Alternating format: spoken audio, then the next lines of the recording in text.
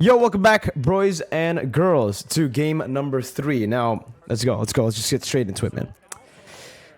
Okay. Echo PH. Wow. They changed a lot, like in the picks here.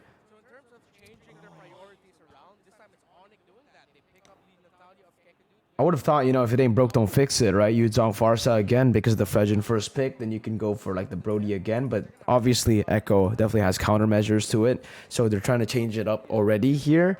Echo go for the same kind of comp, literally almost the same comp. Just the Farsa diff.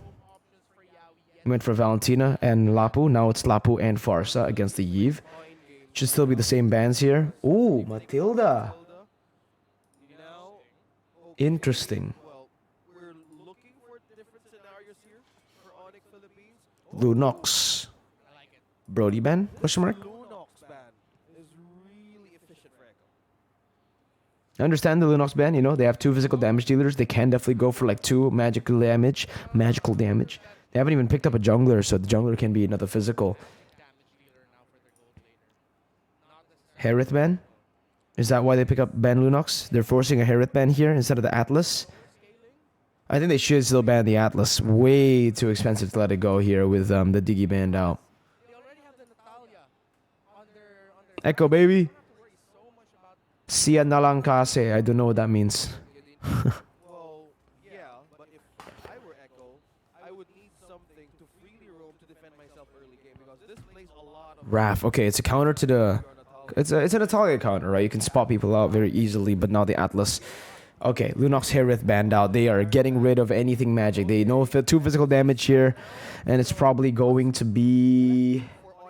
They want to pick up the Ruby. It shows there. But for ONIC PH, they wanted to pick up a Roamer. I think at this point, go for some more utility. Martis, Akai. I think Akai is the best choice to go for here.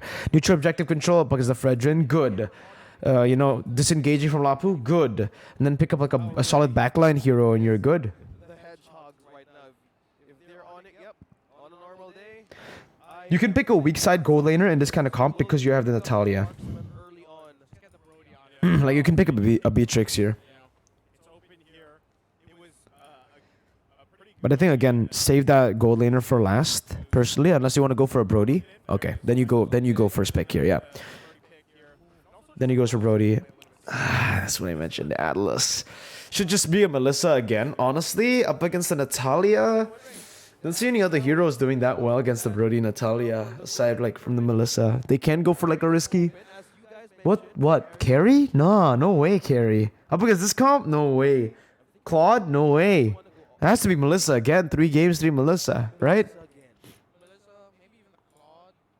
I don't like the Claude here. The Atlas is... Oh, the Atlas. Oh, man. Yaoi on Atlas. Wow, they pick Carry into Brody Natalia. Wow, they're really confident in their mid control, that means. Because the only way they get this working is if the Farsa and the Atlas constantly pushes mid wave so that they can rotate down below faster than Natalia. Okay, it's an interesting move that can work. Karina. I like this side draft like way more. But the only question mark is Carry, right? And technically Farsa. The backline is the question mark. Because of this. And this. Oof. Oh, he's here. Oh, I thought he. Oh, Wait. yeah. Hito is here? I really thought he was somewhere. Wait, why is Hito in Malaysia? I thought he was in Team Hawk. I mean, in Singapore. I mean, Philippines. What the fuck? Alright, let's skip. Let's get into the game. Let's go. Mid control. Should be Atlas and Farsa. So Echo. Really forcing them to build defense early on. And with the presence of this Natalia, Electroflash. Nothing too crazy in the Emblem division. The Yves decided to go Mystery Shop. He wanted to go for the power spec a bit earlier. Items. Petrified this time for Ryota. Okay.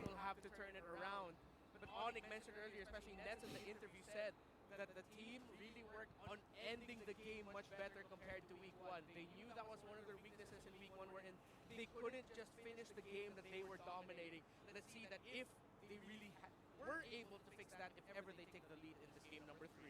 This is again a game where, you know, a lot of this, especially early on to mid-game, the transition is going to be on Kekadut here, but in a different, kind of like in a different flavor with this pick. The fact that he is going to be just hunting for those assassination kills. I mean, even like this, poking Yawi down, he's rolling with the execute too. So, ONIC Philippines, we're talking about momentum, and that's what we want to see from them. Kekadut's the guy to do it for them in this game. Although from Benny's playing this lane really well up against a bully. he is a more And in Natalia. defensive Natalia. Yeah, I expected the Atlas to be constantly in the mid lane to help with the wave clear. That's why I thought Farsa and Atlas will have more to say when it comes to the clear. But if it's solo 1v1, it's definitely a Super Friends Eve who has more pressure there. Spots Yawi. Interesting choice. Again, just poking Yawi down, forcing him to get... Yeah, that's a nice, actually good timing on that.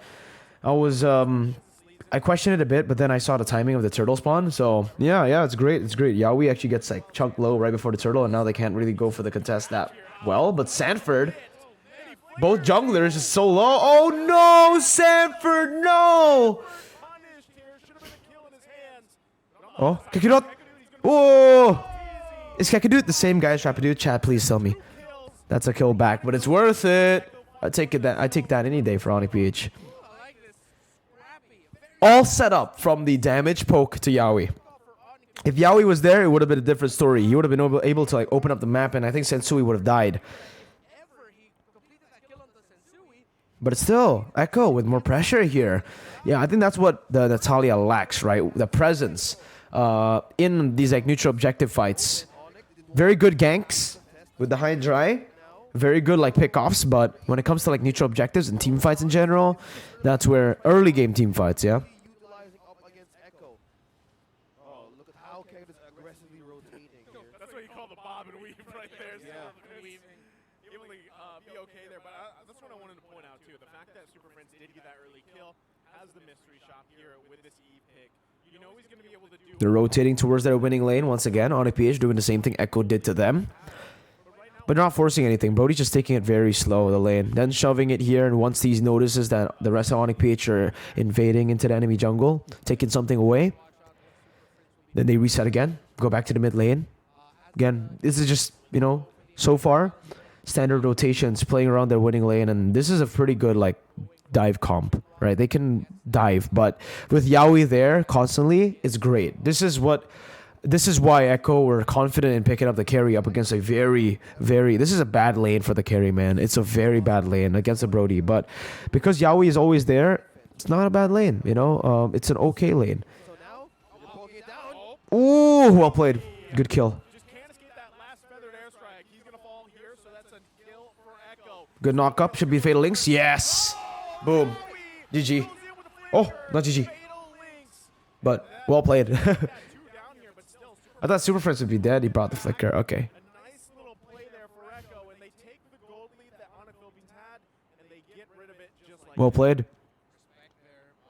And the way Echo's comp kind of works here is they need, as long as they go even in the gold lane, they're good. And even in the game, if they go even, it's actually good. Because there's more pressure on ONIC PH and actually snowballing with the Natalia pick and the Karina pick. So you can see it, the way they're playing already is very slow. They're not the normal Echo that always just goes for fights and invades early on. It's a disciplined Echo, and that's, I think, that makes them so scary, you know. What do you, like, yeah, they're usually, maybe the way you can counter them is with their aggression. You can kind of like fight their aggression with more aggression like we saw in game 2. But here it's a very disciplined one. Even giving up the turtle and Benny on the carry. So aware. Noticing that his team has rotated down below to the turtle, knowing that he is in the losing side of the map, he pulls back. Even though he has to lose some minions, it's all good. It's better to lose some minions than your life and some minions, right? Because either way, if you stay there, you're dead. Wow. Wow. They not like... No, this is just really well played. Yawi with the conceal under here. The way... Wow. He played it... He rotated here instead of... Wow. It was really good. Really solid. And Kekadut should be dead here. Yep.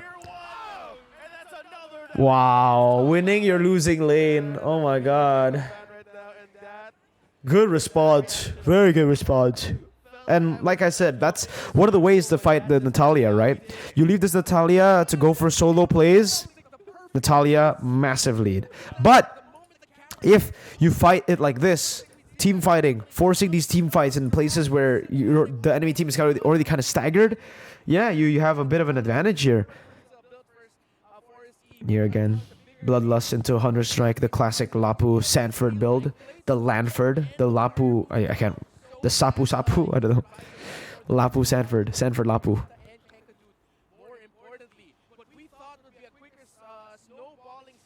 Nice for the airstrike, getting him out of that invisibility and then rotating back. Again, they're not trying to pressure the mid lane too much.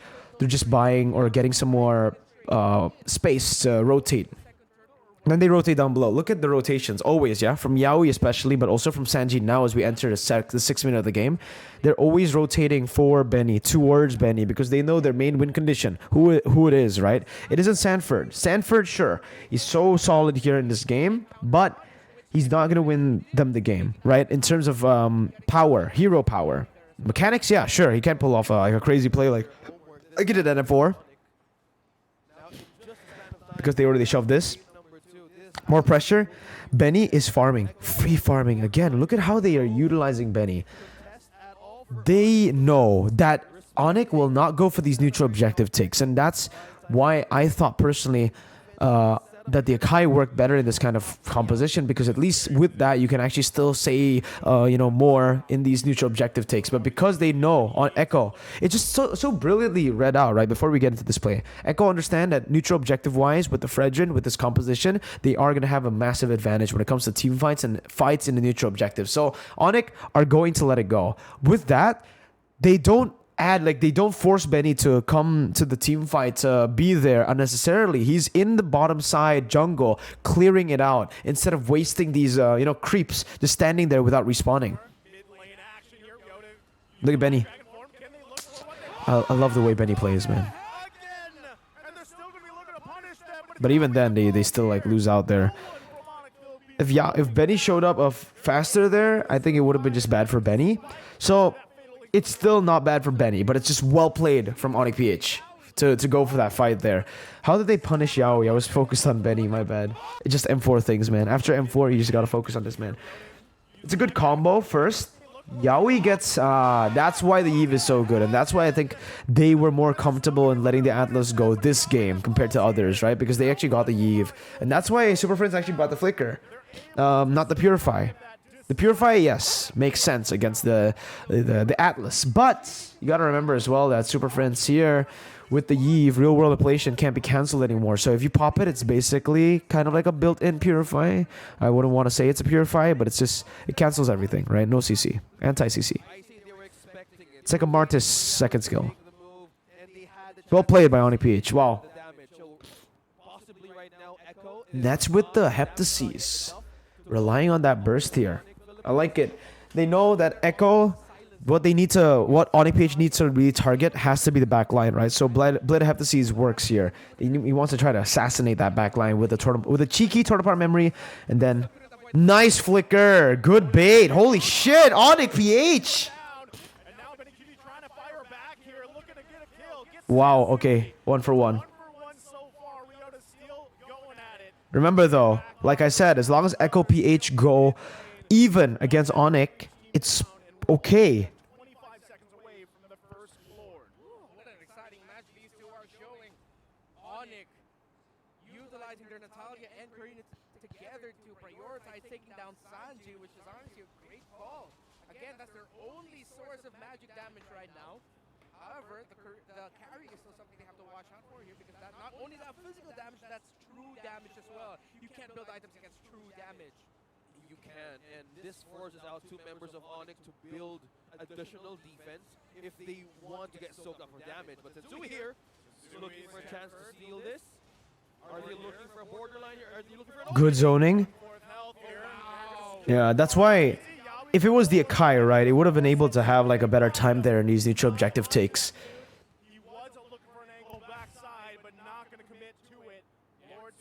Just good setup again by Echo in this team fight as well. You could see it. The way they're able to control this side was firstly by clearing the mid wave a bit faster, right? Or no, actually no, they didn't even clear the mid wave faster. They just cleared the mid wave and had a better position. Okay, now I understand. I forgot. The point I've been bringing out the whole time. Natalia, right? Natalia has such a hard time if they're grouped up like this. The high and dry, firstly, his emblem doesn't work, and the assassination attempts just won't be as good, right? Echo realized that so well, and that's why they're so confident in taking this. Look at how they're positioning as well. They're always grouped up. There's never solo, and whenever Sanji's solo, he's always like super far away from the map that they've already, like the map pressure that they've already placed here, right? ONIC PH cannot open this side. They can only open from maybe this side, but even then, there's always the Lapu. And wow, man, it's just well played. Again, the way they position themselves, the spacing from Echo is phenomenal. And they don't want that to happen. Now they approach mid-game. They're building up items. They're building up damage.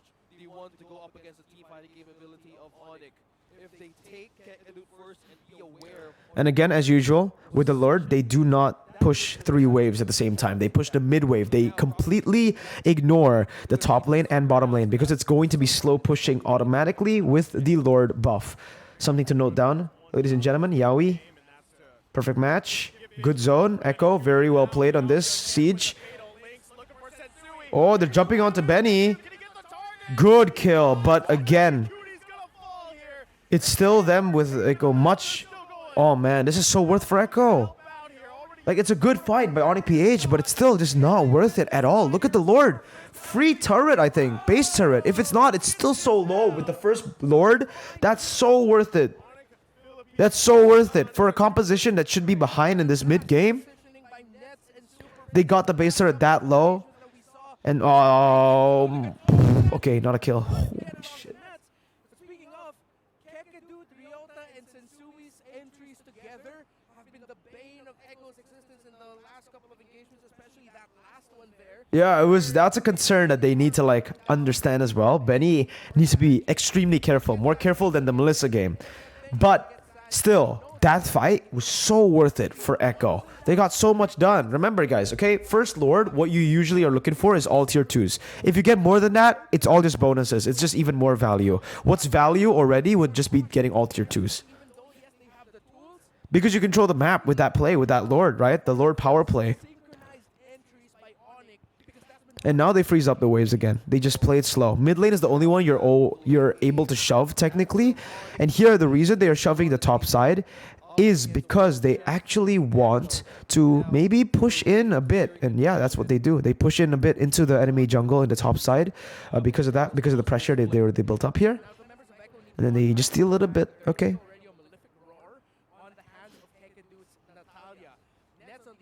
13 seconds. Let's see what they do here. I would expect them to actually, try to slow push here, but they completely just ignore it because of the Natalia. So they completely ignore the split pushing threat of the Natalia here. The Natalia builds a slow push. Good job. This will be slow pushing instead of just the wave crashing, and that's where Echo have to respond, I think, now. No, they don't even respond here. They just force it. Again, this is why the Natalia, the way you kind of counter the Natalia is by this grouping up and forcing these neutral objective takes, right? Kekadut can silence Carltesian. That's, I think, one of the ways to look for a steal here. But the open. Again, look at the disengage here. This is very risky. Very risky disengage. Look at the Lord. But Sanford zones them. Wow. Yeah, that was just the zoning ultimate, man. But it made... Oh, wow. Well played. Wow. Benny again. Piece of... I swear to God, Benny. This guy's so annoying. When he's not in the team fight, he's annoying. Right? He's not in the team fight, he's not dealing damage. And wow, the choice... Okay, let's look at Benny here in this fight, right? Look at how far back he plays. He's playing all the way back here. Let's focus on Benny, chat. Okay? The whole team is here. Even the Lord. This is risky, but Benny knows. He backs off. With Sanji, too. Because, again, remember in the draft when I said that backline is so vulnerable, right? They're going to have to pull this... They have to execute this perfectly if they want to pull this off. Farsa, carry, up against all this. so hard, but they make it work because of just their positioning here and the way the team plays around that. Carl TZ doesn't force anything in the front. Sanford too, he utilizes this, well, he uses the Bravest Fighter to zone because he knows that if ONIC PH force this, it's free Lord, right? So he uses this to zone at first. That's why he backs off here. He gets stunned and he backs off, right? It was just a zoning ult, but then he noticed Kekedot a bit off position and they go for it. Yawi even flickering on the Natalia. Now, I'm not too sure if the flicker was worth it in that position. I think he could have just used the flicker to like maybe not flicker, right? Maybe just, yeah, Kekedot low there is already good enough. And Benny, instead of being in the fight, he knows the fight is already kind of won and there's no more further commitment. He clears out mid-wave. Well played.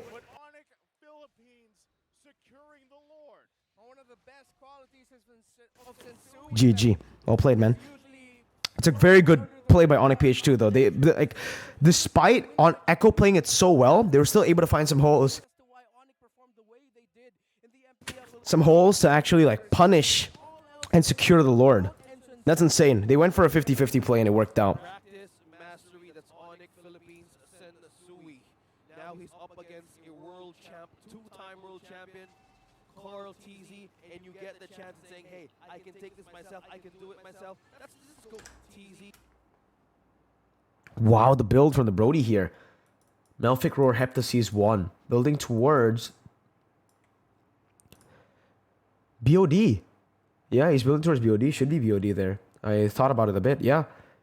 No Hunter Strike here. So the penetration very early on is from the Melfic. Meanwhile, leg plates. Yeah, so much. Just to respect the presence of these guys. Because he knows the only ones who can actually dive towards the back is probably these two. There's leg plates across the board. Leg plates and Dreadnought for Yaoi too. Okay. And you get the chance of saying, hey, I can take this myself, I can do it myself. This is a complete showdown that they can make this happen, that they can be up against the world champs. Yeah, Sensui's just treating it like a normal day. Oh yeah, I forgot. It's still a normal day. Days. Yeah. What day is it? It's a normal day. It's Saturday, but call it normal day for ONIC Philippines. Every day is normal day. Every day is normal day. I'm gonna say it as well. Yeah. Yeah. Again, The mid-game power spike that ONIC PH have is basically what gives them the power to actually look for these team fights, man. Day. Because like I mentioned, right, their composition doesn't do well in the late game, and I think that's why Echo are able to win this ultimately, is because they understand their winning condition a bit more in the draft, and they play towards the late game better, right? Because even here, when it should be ONIC PH with the lead, it's Echo with the 1.2k. Like I mentioned very early on, even if they go even, technically for Echo, they want to go even. Going even is the best case scenario. Well, best case scenario would be, I think, getting the lead against an early game comp, but what you would take is just going even with this comp against the enemy comp, right? Because Brody falls off, Natalia falls off, Karina falls off, right? You never know exactly where Kekedut's going to be here on Natalia, and that's always a Again, look at how they're positioning. They're just playing it really safe. They don't need to go for anything too aggressive. They don't need to push these waves too far. They're playing it very safe, and let's see it again. Yeah, carry down below, always with Yaoi opening it up. And even when the carry steps into an orange buff, they open up this push first. They open up that bush first. They open up all the way for carry and Farsa. Gotta give props to Yaoi, man, because not only is he great mechanically, but macro as well. The way he's opening up the map is so good. because right now middle actually Again, just staying there. Oh my god, how long is Benny, or is Yaoi, how long is Yaoi here for? 15:53, all the way to 16:50. 1 whole minute there. 2 whole minutes there. Okay, almost 2 whole minutes. And then they go for it. Yeah, again, this is just both teams. Wow, wait. right now we're both junglers. Who set up that slow push up top? Sanford. Wow. Look at this, guys. Again, he knows that the Natalia is most probably going to utilize that. So before they actually look for anything here, Sanford gets sent up top, but it doesn't full clear. Again, he slow pushes that wave, and that's why it's built up here. And then right after they know that, they try to commit. You can see the positioning. Carl TZ walks up pretty far, and this call by ONIC PH instantly is made, right? Because the Natalia won't be able to go for the split push in time. Natalia doesn't have that much damage, especially this Natalia. Kekedut is kind of behind. He only got the Hunter Strike earlier, so with Hunter Strike later, have to seize, you do not not take turrets that fast. You don't even clear mini waves that fast, right? So he leaves the wave, slow pushing constantly, and this basically gives Echo way more space to play with. That's why they rotate around here. They know that top side is split push, is slow pushing. They know that Natalia has to kind of like respond to that, and that's why this part is kind of safe. They've also built a slow push below. Wow, when did they do that? They did this all the way here. Wow, that's a slow push. That's very slow. I think. Let me get a look at the wave here. We got a shot of the. Give me a sec, guys. There's a shot of the wave earlier. I can't remember where. Oh, here. So yeah, they play the minion waves really well here. They're literally just playing on like the health bars. I think they only cleared one small minion. I don't know how they set this up. They have one extra minion. That's why it's building so slowly. And that's why they don't touch it at all. Right? Wow. That's another level. Okay. And that's why they can open up this way. Because the mini waves have pushed up. Okay, guys. Again, look at the mini wave, the map. All right. I'm sorry for pausing this much, but it's brilliant macro play here by them. They pushed it this much, so it gives them this more room to play with, right? Like this part of the map is basically theirs. Here, this is basically theirs, right? This whole thing, technically even here is theirs, but Natalia is able to find the gaps. And especially with the slow push goaling, they can pull this off because ONIC PH will have to like send someone. So Yaoi just opens it up, finds the flanks here, doesn't use the ult, right? He just stays there. Nets and Super Friends have to maneuver around, and this is the difference, I think, right? That we saw. Oh, wow! What? Sanji gets caught. No Winter. No. Wow. What the fuck? I was about to say this is really good by Echo, but ONIC. I think that was just a misplay by Echo.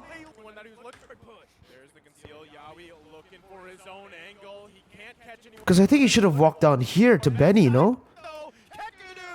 Not too sure about this. But wow, man. Even like with the better setup, they're able to pull the trigger and target so well. Props to ONIC, man. I thought this was going to be like Echo who takes a dub because of the better setup. But again, the setup, to be able to break the rules, you need to understand the rules really well, right? And ONIC PH, that's basically what they showed here. They subverted the expectations, Echo's expectations. You would have, the normal like default play to that kind of setup from Echo would just be to either force the Lord or back off completely to clear the waves, and that basically gives Echo the advantage, right? So they just go for it. They fight. They know that, you know, this composition isn't going to work later on. This is the Lord fight that we need to take, and they pull the trigger. So it's just really beautiful decision making. And BOD now being built up by the Natalia. BOD already by Nets. That was without Nets and Super Friends. Wow. Wow, well played. That was so well played, man. I was about to say that the macro was beautiful, but ONIC PH even better.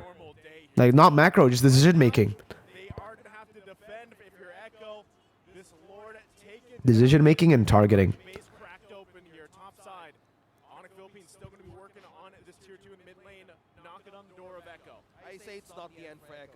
It's not the end. They're still a late game comp, right? If they're able to defend this one, they won't have as much pressure as they had before. But in terms of the gold lead here, 19 minutes in the game, the gold lead really doesn't matter as much because almost all the carries are at full items.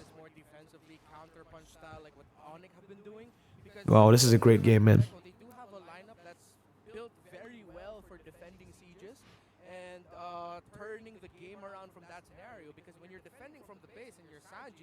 There are less angles you have to worry about where Kekadu could potentially come from. The main thing you just have to worry about is that big dragon flying straight in your face. You don't want that drop right in front of you. If you have petrified, that could be the end if you're bursting down. They wait for the wave to crash first, so denying some more minions. Even here in the losing position, they're still calculating, like even denying minions here. And ONIC PH are setting up slow pushes pretty well for themselves too. You can see the top lane. Yeah, and that's what we were Mid lane too, just clearing. Now that they have more pressure, they can do this. The entire game, it's been Echo leading, and that's why it's been mostly Echo with the highlights in terms of wave manipulation. But now you can see ONIC. Let's see what ONIC does, right? Because I remember watching the Blacklist game, the one where Nets backdoored. The wave control from ONIC was basically what won them the game. But how would you go up against ONIC? Now again, top lane, they can continuously just ignore the top lane. Oh no! Wow, good read. Nice one, Kekadut. Yeah, the top lane, they can continue, like ONIC PH can ignore it completely because it's always going to be pushing. It's slow pushing always. Because it's no base turret lane. No, I just think it comes down to team fighting, man. Mid lane slow push, bottom lane slow push from Echo. Good response, but they need to take care of that top lane, man. They really do. They take care of it very far into the base here.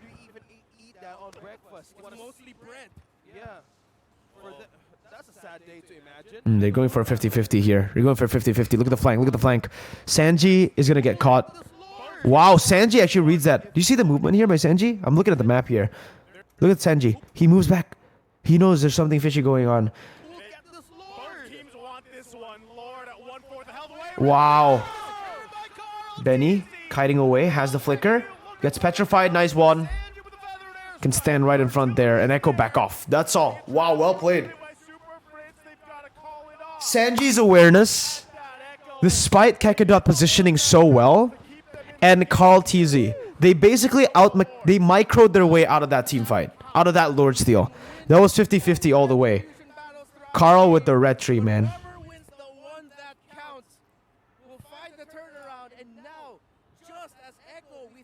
One brute force anti-Quirus. Wow, sells his boots. Whew. Tank carry, dude. Not full tank, semi-tank. Technically, these are the only items you need. You don't need any other items. But wow, that's dedication for those items. That's why he took no damage, right? Brute force, anti-Quirus, and Wind of Nature. Now they push it.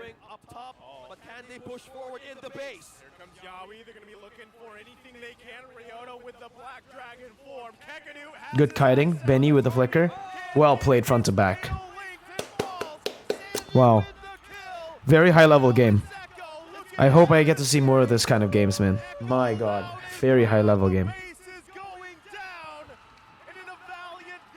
GG. GG. What a game.